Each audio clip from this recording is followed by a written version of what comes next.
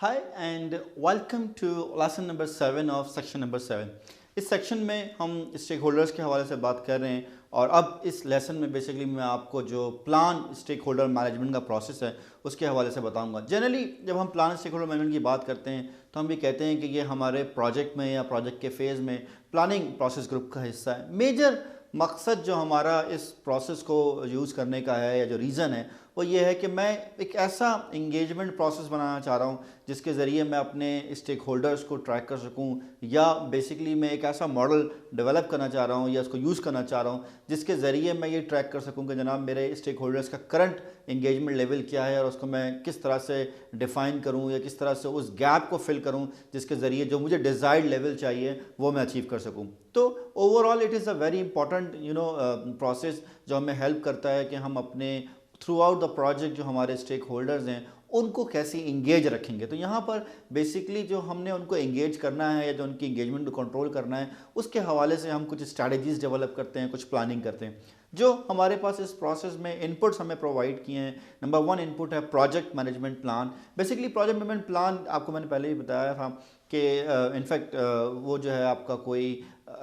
Document नहीं है। It basically contains multiple documents जिसमें हमारे पास बेस लाइन्स भी आती हैं, कम्युनिकेशन मैनेजमेंट प्लान भी आता है, रिस्क मैनेजमेंट प्लान भी आता है, यानी कि प्रोसेसेस और चीज़ें भी आ रही होती हैं। तो वो यहाँ पर है और यहाँ मेरे मकसद ये है कि हमारे ओवरऑल प्रोजेक्ट की लाइफ साइकिल क्या है और हम ये देख लें कि हमें अपने स्टेक होल्डर्स को कब कब किस तरह से जो है वो इंगेज करना है। दूसरा जो हमारे पास पार्ट आता है प्रोजेक्ट मैनेजमेंट प्लान का वो ये कि हमारा ह्यूमन रिसोर्स मैनेजमेंट प्लान क्या है, कौन कौन से लोग हमारे प्रोजेक्ट में इन्वॉल्व होंगे, तो उसके हिसाब से हम उसको जो है वो रिव्यू कर लें। And third and important part जो है वो ये है कि कम्युनिकेशन मैनेजमेंट प्लान, जो कि प्रोजेक्ट मैनेजमेंट प्लान का एक और सब्सिडरी डॉक्यूमेंट है, वो हमें हेल्प करेगा कि जनाब हमने कब किस से किस वक्त किस तरह किस फॉर्मेट में जो है वो कम्युनिकेशन करनी है। तो these are the 3 main part of project management plan which is our input जो हमारे पास है, life cycle of a project, human resource management plan of our project, and communication management plan of our project, which basically part of our project management plan।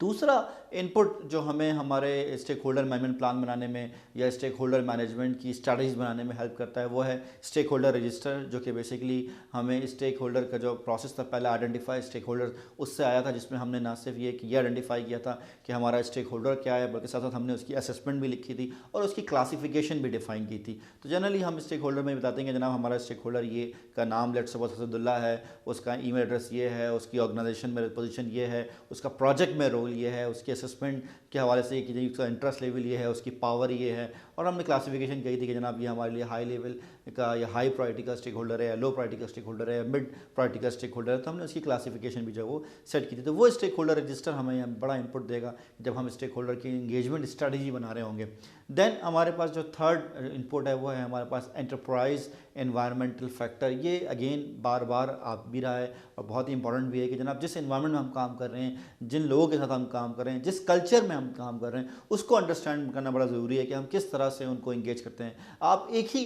Process या एक ही policy या एक ही जो structure है या फ्रेमवर्क है वो हर तरह की ऑर्गेनाइजेशन में या हर इन्वायरमेंट में नहीं यूज़ कर सकते। अगर आपको फर्स्ट करो गवर्नमेंट लेवल का कोई प्रोजेक्ट कर रहे हैं या कोई ऐसा प्रोजेक्ट कर रहे हैं जिसमें मल्टीपल डिपार्टमेंट्स के लोग या मल्टीपल ऑर्गेनाइजेशंस के लोग मिलकर काम कर रहे हैं, तो उसमें जो इंगेजमेंट की स्ट्रेटजी होगी वो डिफरेंट होगी जो कि एक प्राइवेट सेक्टर के प्रोजेक्ट के लिए होगी। तो you need to understand the environment, culture, sector where you are working. That ये है ऑर्गेनाइजेशनल प्रोसेस एसेट। आपकी ऑर्गेनाइजेशन किस तरह से किन प्रोसेसेस के ज़रिए अपने स्टेक होल्डर्स को इंगेज करती है, क्या स्ट्रैटेजीज़ वो पास्ट में यूज़ करते रहे हैं स्टेक होल्डर को इंगेज करने की, ताकि आपका जो प्रोजेक्ट है वो टाइम पे कंप्लीट हो जाए और आपके पास जो है वो कोई इशू या कोई अनएक्सपेक्टेड जो है ना रिजल्ट्स ना है। मैं बार बार कह रहा हूँ कि आप बेसिकली स्टेक होल्डर को मैनेज नहीं करते हैं, स्टेक होल्डर की एक्सपेक्टेशंस को मैनेज करते हैं और आपका प्रोजेक्ट फेल नहीं होता, आपके प्रोजेक्ट की रिलेशनशिप्स जो आपके स्टेक होल्डर्स की हैं वो जो है वो फेल हो जाती हैं। तो हमारे पास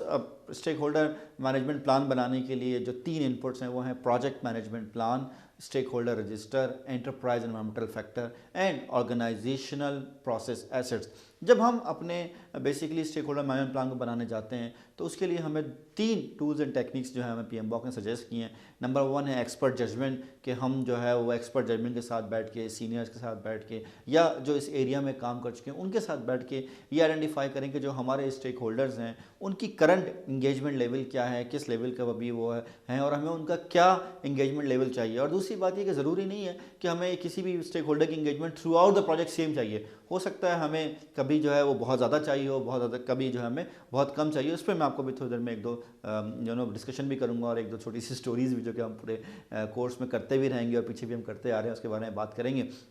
देन हमारे पास जो सेकंड टूल है वो है मीटिंग्स का है, कि हम मीटिंग्स करें अपने लोगों के साथ, अपनी टीम के साथ, मल्टीपल स्टेक होल्डर के साथ, उनको अंडरस्टैंड करें कि जनाब उस वक्त करंट उनकी स्टेटस क्या है और हम कैसे उसको चेंज कर सकते हैं। थर्ड जो टूल है बेसिकली जो हमें ज़्यादा हेल्प कर रहा है अपने क्लासिफिकेशन करने में स्टेक होल्डर्स की, वो है एनालिटिकल टेक्निक्स। और जब हम एनालिटिकल टेक्निक्स की बात करते हैं तो बेसिकली हम ये देखते हैं कि हमारे पास जो स्टेक होल्डर्स हैं उनकी करंट इंगेजमेंट लेवल्स क्या हैं। PMI ने हमें जो है 5 इंगेजमेंट लेवल्स जो हैं वो सजेस्ट किए हैं कि जनाब जो आपका स्टेक होल्डर है वो प्रोजेक्ट में अनअवेयर हो सकता है, उसको पता ही नहीं है कि प्रोजेक्ट क्या हो रहा है या प्रोजेक्ट की इसको इन्फॉर्मेशन ही नहीं है। दूसरा ये कि वो रेजिस्टेंट हो सकता है कि उसको पता हो कि प्रोजेक्ट क्या है, प्रोजेक्ट का ऑब्जेक्टिव क्या है, लेकिन वो ये परसीव कर रहा है कि अगर ये प्रोजेक्ट होगा या इस प्रोजेक्ट की वजह से जो एक्टिविटीज़ होंगी वो उसको जो है ना वो हार्ट कर सकती हैं, या उसके ख्याल में वो ऑर्गेनाइजेशन को हार्ट कर सकती हैं। तो या तो वो अनअवेयर होगा या वो आपके पास जो रेजिस्टेंट होगा। तीसरा हमारे पास जो है वो न्यूट्रल है, ऐसी रिसोर्स है, ऐसा स्टेक होल्डर है, ऐसा ग्रुप है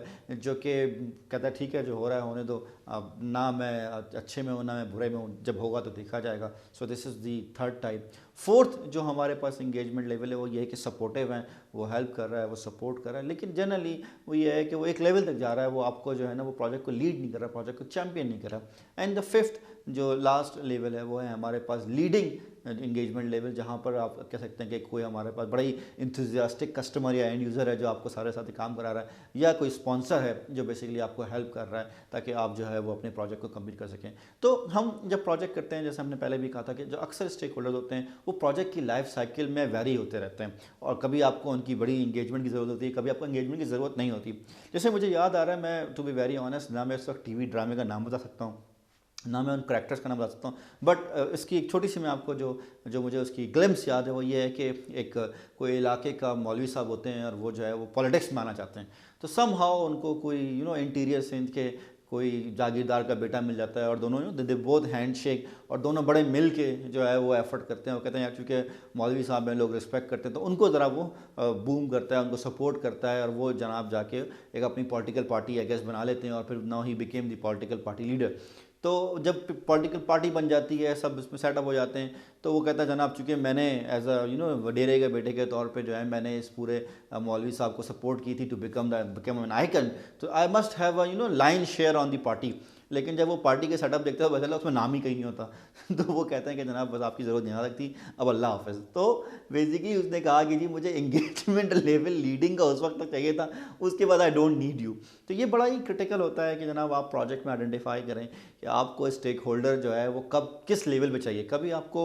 वो सिर्फ और सिर्फ न्यूट्रल चाहिए होता है, कभी आपको चाहिए होता है कि जनाब वो लीड करें, कभी आप चाहते हैं कि यार अब इसकी लीडिंग की ज़रूरत नहीं है, ये जस्ट सपोर्ट करें। ऐसे एक बड़ा इंटरेस्टिंग केस है, मेरे एक प्रोजेक्ट में, बड़े क्रिटिकल प्रोजेक्ट में एक साहब थे, वो प्रोजेक्ट में बड़ा लीड कर रहे थे, चीज़ों को काम करते थे, लेकिन उनकी एक बुराई ये थी कि किसी को सुनते ही नहीं थे। जो बात करें ना बस हर वक्त समझे कि ना डंडा लेके भाग जाना, या कुछ लोग होते हैं ना वो पहले डांटते हैं फिर बात करते हैं। तो एक ज़ाहिर हम प्रोजेक्ट के स्टेज पे थे जहाँ हमें रिक्वायरमेंट गैदरिंग करनी थी, हमें जहाँ पे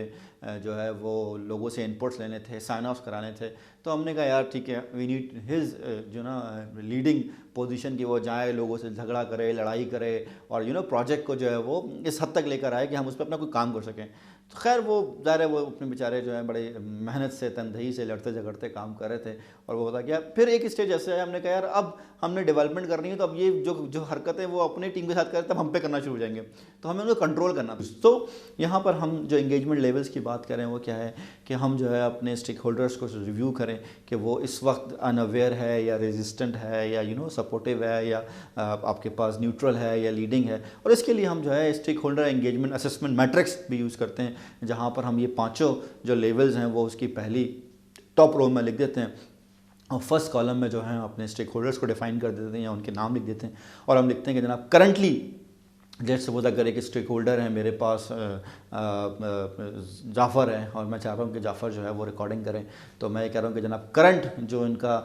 वो है स्टेटस है मेरे पास वो बड़ा ही लीडिंग है, he is leading the whole thing. लेकिन नेक्स्ट फेज़ में प्रॉब्ली आई वुड लाइक कि वो जो है वो थोड़ा सा सपोर्टिव में आ जाए। इसी तरह फर्स्ट करें हमारे ओवैस साहब हैं जो हमारे मार्केटिंग करते हैं, इस वक्त मुझे लग रहा है कि वो सिर्फ और सिर्फ जो है ना ठंड प्रोग्राम में सपोर्टिव में बैठे हुए हैं, या बल्कि आई वुड से न्यूट्रल हैं, और वो जो है वो कभी ईमेलें चेक कर रहे हैं, कभी आपका I would say it's not neutral supportive है, तस्वीरें खींच खींच के आप सबको दिखाए जा रहे हैं, बट खैर तो वो जो है आई वांट हिम कि वो थोड़ा सा और लीडिंग रोल लें और मतलब फेसबुक पे इसको इस तरह से करें कि हमारी नंबर ऑफ़ हिट्स ज़्यादा बढ़ें। तो वो अभी शायद समझ रहे हैं कि लाइफ साइकिल आई नहीं है। मैं कह रहा हूँ कि भाई लाइफ साइकिल आ गई, इससे पहले कि आपकी लाइफ साइकिल रह जाए आप प्रोजेक्ट की लाइफ साइकिल को फोकस करें। तो ये क्या है आपके पास कि आप चाह रहे हैं कि स्टेक होल्डर के जो एंगेजमेंट असेसमेंट मैट्रिक्स है उसमें स्टेक होल्डर्स को डिफाइन करें कि जनाब उनकी करंट, अगर आप चाहें तो सी यूज़ करें करंट के लिए कि करंट वो अनअवेयर है या लेट्स सपोज करंट जो है वो रेजिस्टेंट है, और अब आप देख रहे हैं कि आपकी जो डिज़ायर्ड है वो सपोर्टिव है। तो ये जो गैप है आपके पास करंट और डिज़ायर का, उसको कैसे आप फिल करेंगे, तो उसके लिए जो आप स्ट्रेटजी है वो डेवलप करेंगे और उसको जो है बेसिकली आप अपने जो स्टेक होल्डर मैनेजमेंट प्लान है उसमें डिफाइन करेंगे। तो मेनली आप ये कर रहे होते हैं कि वो स्ट्रेटजीज डिफाइन कर रहे होते हैं जिसके ज़रिए आप अपने स्टेक होल्डर्स को मैनेज करेंगे थ्रू आउट द प्रोजेक्ट। और ये जो आपने असेसमेंट लिखी है ज़ाहिर है ये हर लाइफ साइकिल में आप इसको रिव्यू कर रहे होंगे और आप लिखेंगे कि जनाब क्या आपको यही जो है वो इंगेजमेंट लेवल चाहिए या आपको इसको जो है वो चेंज करना है। नेक्स्ट जो लेसन है लेसन नंबर 8, उसमें मैं आपको basically stakeholder management plan के हवाले से बताऊँगा। Thank you.